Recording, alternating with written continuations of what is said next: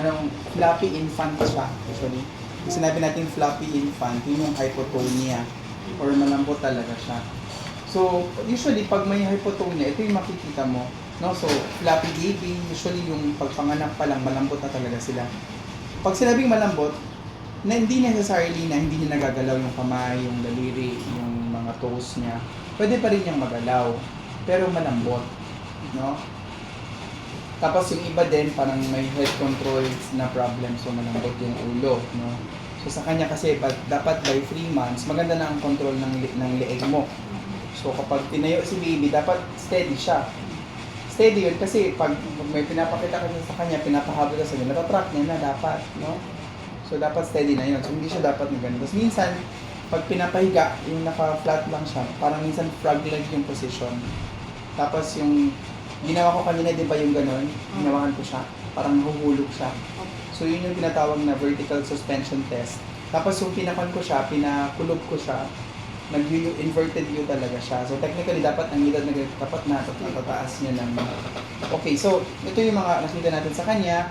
Yung inverted U, tapos yung parang frog leg position, tapos yung head control. Although, better yung head control niya as compared here sa picture, no? So, saan galing yung pag-weakness niya? No? Most likely kasi kung malambot siya, yun yung mga minsan kapag may problem sa pagpanganak, kaya detalyado kung tinatanong sa'yo lagi kung ano nangyari ng pagbubuntis, nahirapan ka bang ilabas, na CS ba, na-admit pa siya, ganun. So walang problema talaga. So most likely, yung iniisip natin yung peripheral. So meron siyang weakness, tapos yung chinecheck ko kanina, yung tone, yung reflexes niya. Wala akong maiisip. Ibang dalawang paano yung ginamit ko, neurohammer, tapos negative talaga siya. Tapos yung pinapakita ko sa'yo sa dila niya, na parang mabilis na nanginginig, no? So ang tawag dun ay yung fasciculations. Pero normal ang cognition kasi pag alam mo yung ibang bata talaga na walang pa na hindi makikipaglaro siya, nakikipaglaro na siya, tapos may mga short, small bubbling na siya, no? So pag ganito, ang una nating mga isipin either yung SMA, yung spinal muscular atrophy, pwede din yung mga congenital myopathies. Meaning to say, pag sinabing myopathies, ang problem is ang muscle. Okay, so ang iniisip ko ngayon, kailangan natin talagang ibalikan, no? So, sa history kasi, may family history kasi ng consanguinity. Siyempre, kasi kung magkalapit na kamag-anak, minsan yung tago na trait, Lalabas. oo, parang lalabas talaga siya, no? Tapos, yun nga, mga fetal movement, tinatanong ko sa pagbalikot ba si baby nung pagbubuntis, ganun, no? Tapos yung birth history, normal naman. Yung reflexes, yung strength, kasi kita din natin yung lahat. So, ipapacheck ko siya ng CK, ito yung parang sa muscles lang. Pero ang confirmatory talaga dito ay genetic testing. So, kailangan natin siya ma-gene test. Ang gene test ay pinapadala natin siya sa South Korea. Kasi wala siyang hindi si baby, yung sample lang, either blood sample or buccal sample or swab, no? So, kapag ganun, ang isa sa mga pwede natin gawin kasi yung magpapadala pa kasi ako ng kit kasi naubos na lahat ng kit ko. Nagpapa-genetic test talaga ako lang yun sa mga ibang patients. Tapos yung iba, pwedeng mag-muscle biopsy. So, syempre, yung EMG, NCB, tutusukin tsaka kukuryentahin kasi yung paa, no? So, paa tsaka kamay, ibang part ng kanya. Pero medyo mahirap siya kasi technically, hindi siya available here sa CDO. Papapunta pa natin ng Cebu. Kung mag-genetic test tayo, swab lang or testing lang, papadala na natin yun sa South Korea. Ang lalabas yung test usually mga 2 to 3 months.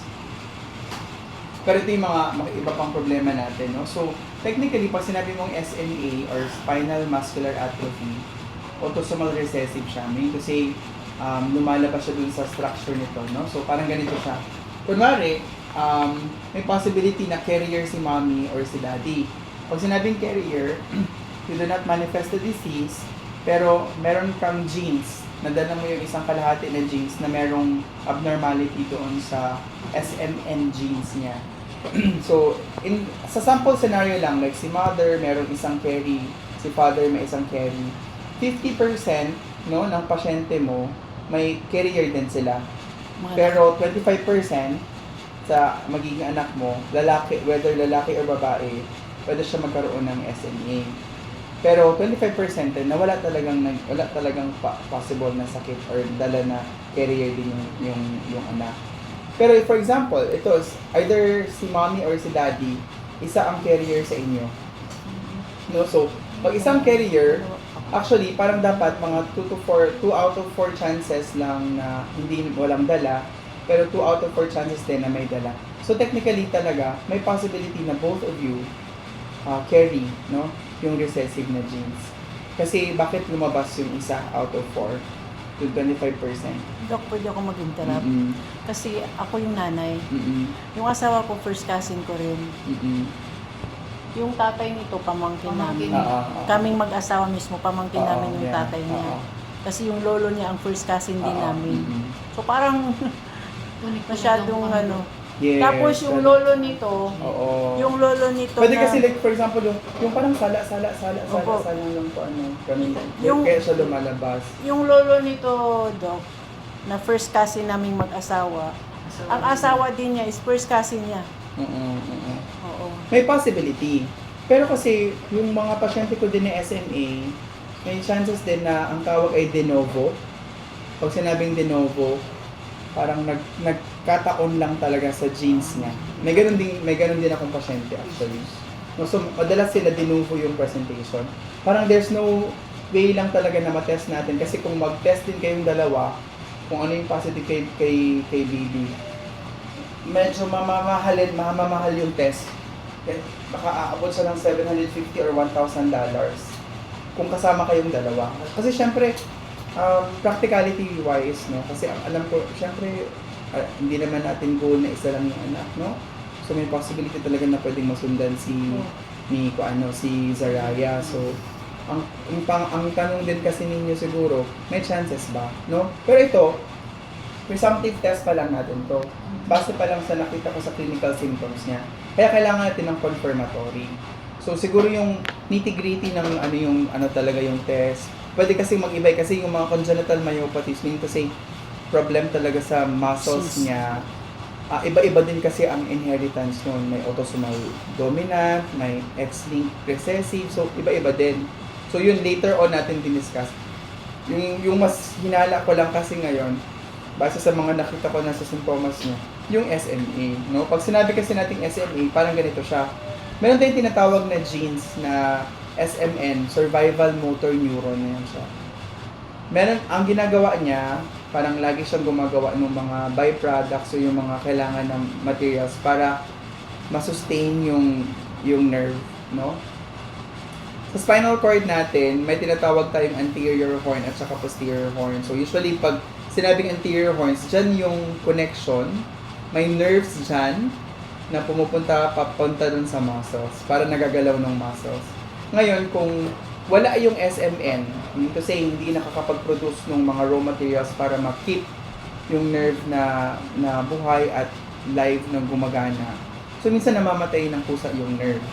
So, pag namatay ng kusa yung nerve, syempre, yung muscles hindi din gagalaw ng maayos. Pero hindi necessarily na hindi siya gagalaw kasi marami ang nerves hindi lang naman siya isa. So every nerve fiber, may mga sarili-sarili siyang mga nerves din na, so madami yan, kaso nga lang, habang tumatagal, syempre, nababawas kasi walang nagpo-produce na bagong mga raw materials para ma-keep na buhay yung nerves, no? Kaya nagkakaroon, eventually parang maliit yung muscles, parang hindi lumalaki yung muscles, lumalambot or napapalitan siya minsan ng mga fats. Okay, so may iba-ibang klaseng SMN1 gene. So usually yung SMN2 backup genes. So minsan kapag kunwaring may SMN1 na problem siya, usually yung nakaka-back up na gumagawa yung SMN2. So minsan parang parang gumagawa din siya. Kaso nga lang, yung proteins na nagagawa niya, hindi siya ganun kasing tibay na gawa ng SM1 gene. Kaya makakita mo pa rin na kahit na kung may SM1 gene production problem man siya, meron pa rin kaunting muscles kasi may backup siya na gumagawa. Pero kapag kunwari ito yung may problem, minsan mild lang yung sakit, minsan nga parang hindi mo talaga kita. Kasi nga backup lang siya. Ito yung kasi primary meron. Pero kung ito yung problem, at ito yung problem, both of them may kasi meron kasing iba na both genes ang problem. mas mahirap yung magiging problem. So may apat kasi na types niyan. Tapos usually 2 to 3 yung mga nasa bata, no? So ito. So pag 1 usually ito yung mas severe types.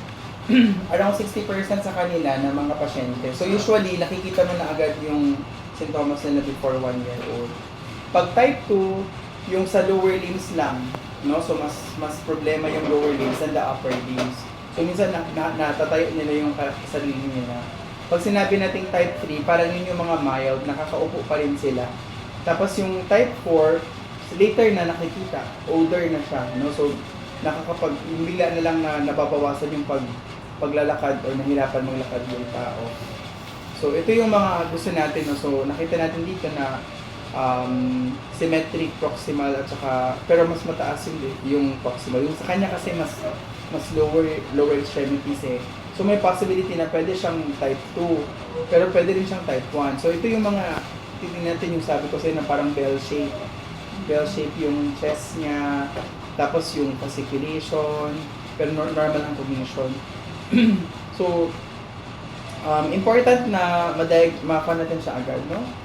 Genetic test natin siya agad. Kasi para malaman natin. Kasi ang neurons kasi, kapag nawala siya, hindi siya na-replace.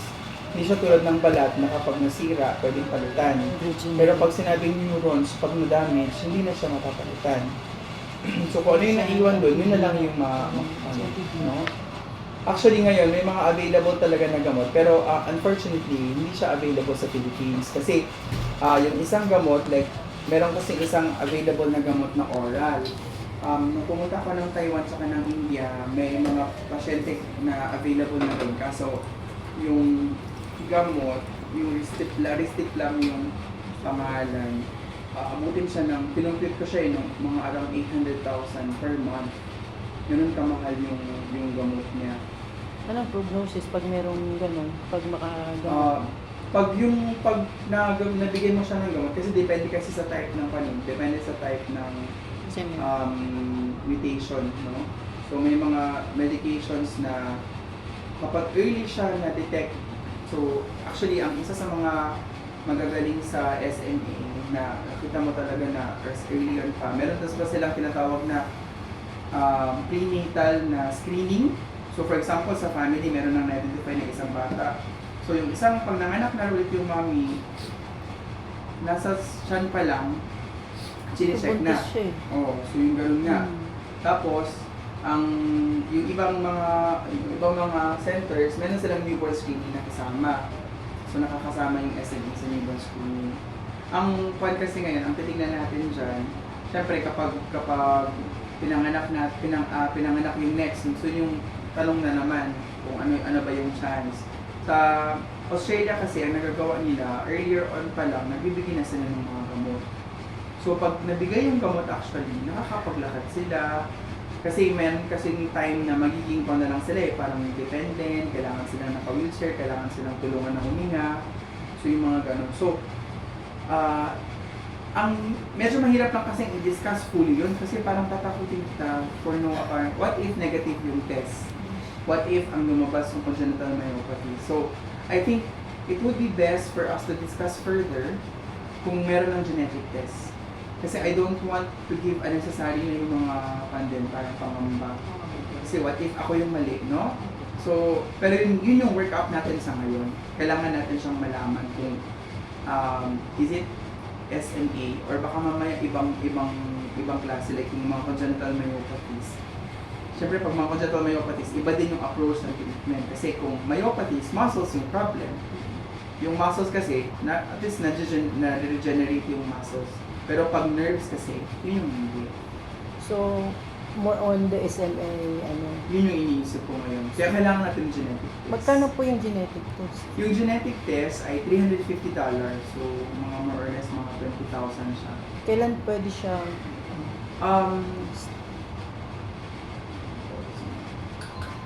Actually, baka pwede natin siyang ipakon na.